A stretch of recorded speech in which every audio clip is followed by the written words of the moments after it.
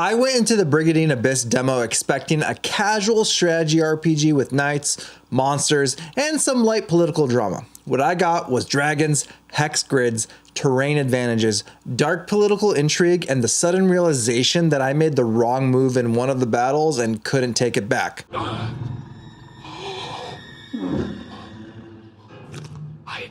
Immediately regret this decision. So yeah, let's talk about Brigandine Abyss because this demo gives you a pretty good look at what to expect from the full game, and I can't wait.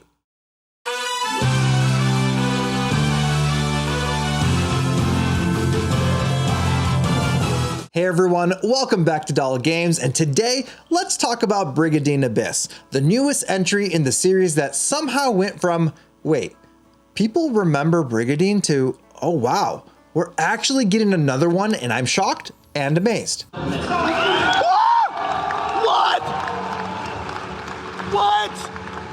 Yeah, I'm pretty sure that's exactly how it went. And honestly, I love seeing games like this come back. Brigandine has always had a very specific identity.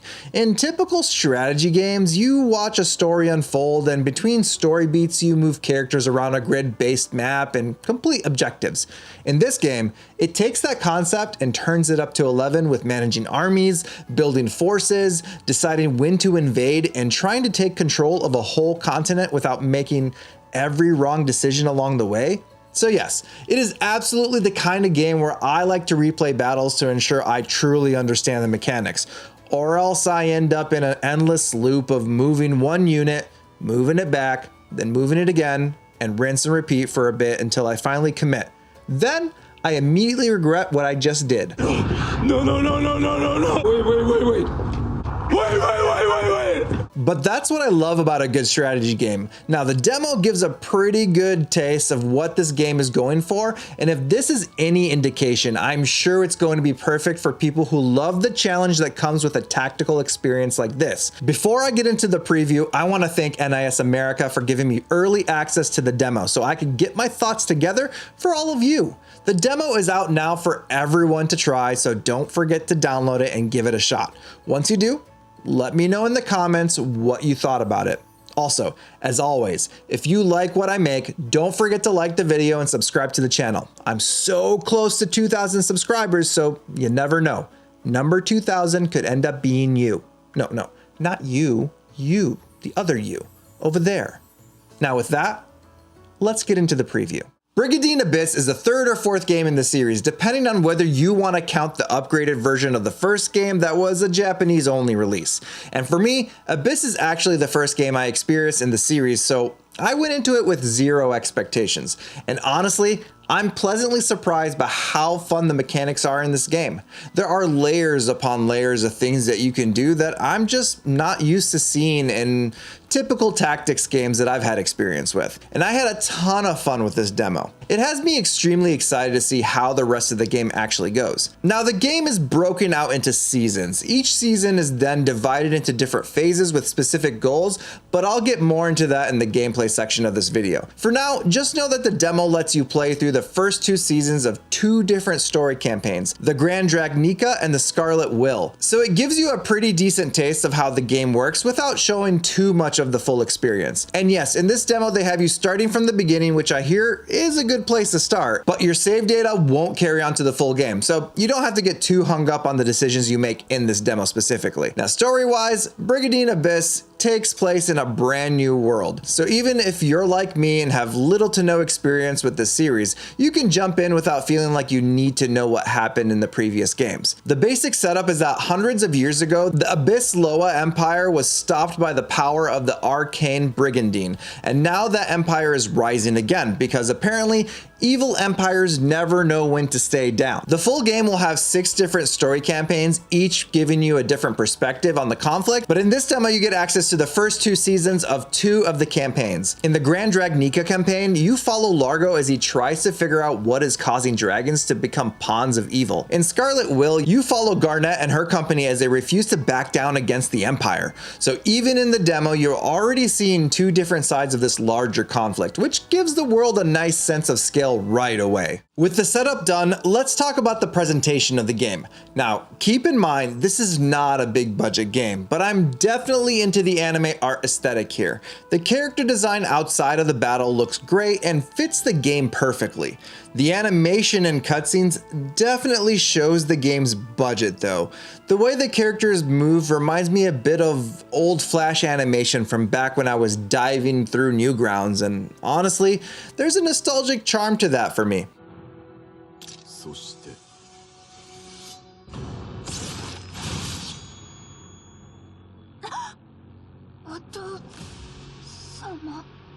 I can't promise everyone's going to feel the same way, but for what the game is going for, I think it works well enough, and at the very least, it gives you something to look forward to in between battles as you make your way through the campaign. Also, in battles, I think the maps look pretty good overall. I don't really have any major complaints with how they look, and I like that the battlefields are easy to read. The only thing I would nitpick is that there are some major characters in the army who don't seem to have a distinct character model during battle. I kind of wish they had spent a little bit more time making certain units stand out, because it would just help you differentiate between characters at a glance. But again, that's a bit of a nitpick since the game is clearly not working with a massive budget. I also appreciate how the camera zooms in when either you or the enemy goes in for attack, similar to something like Fire Emblem. It gives those moments a little more impact and helps break up the flow of moving units around the map. The UI also deserves a mention because for a game with this many systems going on, it does a solid job of keeping things readable. You can check movement ranges, attack options, unit details, and battlefield information without feeling completely lost. There is still a learning curve, but I never felt like the game was actively fighting me through anything. Overall, I think the presentation does what it needs to do. It may not be the flashiest tactics game out there, but the art style is great, the battlefields are also really good, and the UI gives you the information you need. For a strategy RPG like this, that matters a lot. Alright, let's get into the meat and potatoes of the demo. Potatoes. This is where it gets fun. Like I mentioned earlier, you pick your faction, start the story, and go through an introductory battle that gets you acclimated to the game. I initially went with Grand Dragnica because I'm a sucker for blue characters, and in the first battle, you're trying to defeat a group of enemies while escaping before corrupted dragons catch up and tear everyone apart, which, personally, I can't see being a good time. Just saying. This gives you a solid look at how the tactical system works. Battles take place on maps with hexagonal spaces, and if you've played any other tactical RPGs, the basic movement and attack flow will feel familiar. Each character has its own movement range, attack range, and role in battle. One thing that really stood out to me is that the maps are pretty big. Depending on the character, it can take a while to reach enemies across the battlefield, but that also gives the game more room for strategy. You have multiple groups of troops placed across the map, so deciding who joins the battle and where they start actually matters. Something else I found interesting is how unit placement can block enemies from moving away. If you position your characters correctly, you can trap an enemy in place, which seems especially useful when going after enemy leaders. I can already see myself trying to take advantage of this for quicker victories, assuming I don't immediately mess it up. Outside of battle, I had a ton of fun micromanaging as much as I could in the short time I had with the demo. Like I mentioned earlier, the game is broken into seasons and each season has 3 phases. The first is the organization phase where you fine-tune your army. This is where you can organize troops, swap units between leaders, buy and equip weapons, and send teams out on quests. The catch is that if you send units on a quest, they won't be available for battle during that season. So even side activities come with a bit of risk and planning. There are also systems like fate binding and base development, but since this is a demo, there wasn't really any opportunity to take advantage of that. Next is the attack phase, which is pretty straightforward. This is where you order your faction's troops to invade enemy bases. You pick your base that you control, choose a neighboring enemy base, and commit to the attack. I can definitely see this getting more complicated later, especially when you have to worry about multiple fronts and enemies pushing back against your territory. territory. That leads into the final phase, the invasion phase. This is where all the invasion orders actually play out. Your battle goes first, but once that's done, you sit back and watch the rest of the continent move. Other factions launch their attacks, territories shift, and you start to see how your decisions fit into the larger war. And honestly, that's what made the demo click with me. The battles are fun, but the real hook is how everything connects. Every unit you assign, every quest you send troops on, and every base you attack feeds into the bigger strategy. Even in a short demo, Brigandine Abyss gives you a clear sense of one bad decision can follow you into the next season, which is terrifying, and I'm going to love it. Overall, I walked away from the demo feeling very positive. As someone who's new to the series, I was a little worried I'd be completely lost, but the demo does a good job of easing you into systems while still showing you how much depth is waiting in the full game.